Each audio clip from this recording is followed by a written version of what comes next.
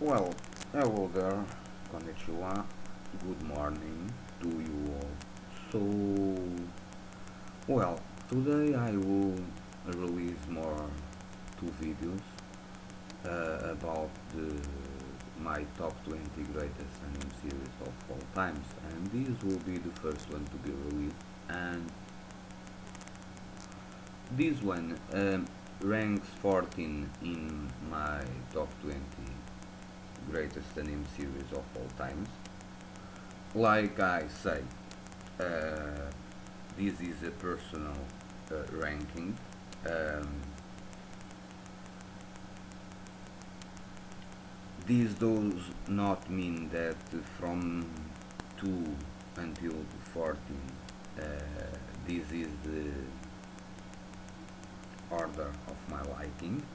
Um, it's simply my list. And this anime was also one that I watched when I was uh, a kid, and and at the beginning of my adolescence I do watch this series because this series I don't remember if this series aired in Portuguese. However, I do remember watching this on the Spanish television network. And well, this series is called Saint Seiya, or also known as Saint Seiya Knights of the Zodiac, or simply the Knights of the Zodiac. And this series was based on a Japanese manga series that is written and illustrated by Masami Kuramada, and the manga was published by Shueisha and ran from January of 1986 until April of 1991, having 28 volumes. And then they made also anime series, anime television series that has 114 episodes, uh, and that was directed by Kozo Morishita and Kuzuhito Kikuchi, and it was written by Takao Koyama and Yoshiyuki Suga. And the studio that made the animation was Toei, and the series ran from 11th of October of 1986 until 1st of April of 1989, and then the series got cancelled, and only a couple of years later the series returned. Um, and when the series returned, they basically, when the series ends, there were one last arc to be animated. The series basically has three arcs, or four. Uh, the first arc is the tournament arc, and also uh, the battle against the Black Saints. Then we have the Sanctuary arc, that is a very long arc. And then we have arc that only appeared on the anime series called the Asgard arc, because they did make a movie with Sacred Warriors of the Scandinavian, and since that movie was such a hit, they decided to make a proper arc in the series. But it's not part of the original work of Masami Kurumada. It does not appear in the manga. And then the last arc was against Poseidon in this series, and then the series ends or stops. And later on, Toei decided to animate the last arc, but in the form of OVAs, and they released a couple of them. The first one was called Hades Chapter Sanctuary, and has 13 OVAs, and was released between 9 of November of 22 until 12 of April of 23. The second part, called Hades Chapter Inferno, again from Toei, was released in 7 of December of 25 and ended in 6th of February of 27, having 12 episodes. And the final part is called Hades Chapter Elysian, and was released between 7th of March of 28 and ended on the 1st of August in 28. Then, like I say, we have several movies. Basically, the first one was released in 1997, called Saint Seiya the movie, or the evil goddess Ares, and this actually is canon and is considered canon and part of the, the canon material of the Saint Seiya saga, because basically this movie happens between the end of the Sanctuary saga and the beginning of the Poseidon arc. Then we have a second one that was released in 1998, called Saint Seiya the Eighth Battle of the Gods. And again in 1988, Legend of the Crimson Youth was the third movie, and uh,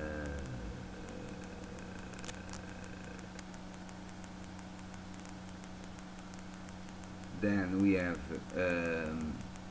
Warriors of the Final Holy Battle, 1999, and finally we have a movie in 24 called Heaven Chapter Overture.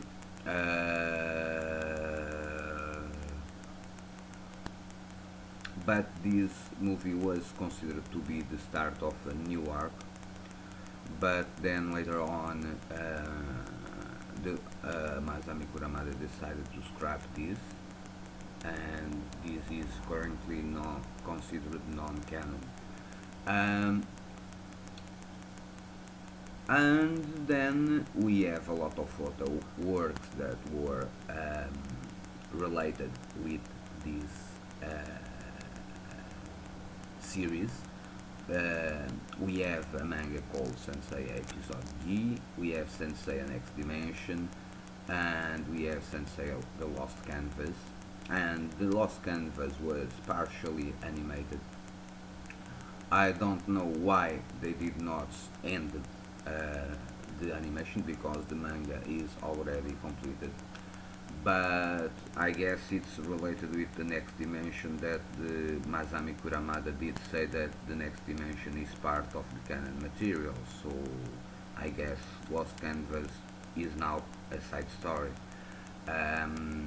or alternative story or something on that situation. And then we currently have a series based on Sensei that is airing. It's called Sensei Omega, and until the moment it has 66 episodes, and start to run in 1 of April of 2012, and is still ongoing. At the same time, they started to make a manga about this, because this series begins as an anime series only, without manga to base her.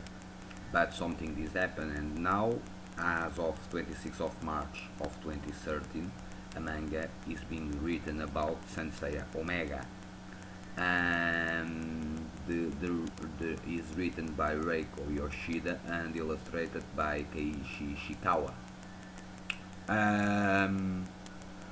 But basically, Saint Seiya follows the adventures of a group of young men, or called Seiya, Shun, Iki, um, Yoga, and Shiryu, and all of them are saints or guardians of the goddess Athena, or the reincarnation of the goddess Athena in Earth, that is in charge of the planet and maintaining the peace and the tranquility on our planet. And initially, in the first arc of the series, there was a rebellion because these guys were all bronze saints, let's say the low ranking soldiers in the armies of Athena. Then we have the silver saints and the great saints of Athena were the so-called gold saints.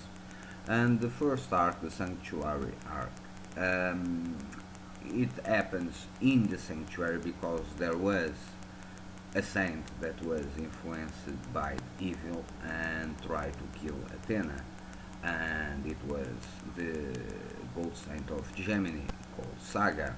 And basically is all the battles that they fought to protect a Japanese girl called uh, mm, Sawari Kido, and from the attacks of these gold saints, or this gold saint that sends saint after saint after saint to destroy them and kill them. Eventually they overcome that, and eventually Saga at the end of the series is kind of defeated.